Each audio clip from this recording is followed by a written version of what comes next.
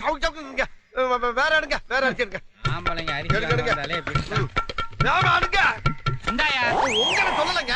வேற யார சொன்ன? இல்ல உங்களை தான் சொன்னேன். வேகமா பதறாம எடுங்க. அது எப்படி வேகமாவும் பதறாம ஒரே நேரத்துல எடுக்க முடியும்? எடுக்கலாங்க. எடுக்கணும்னு நினைச்சா எடுக்கலாம். எடுங்க.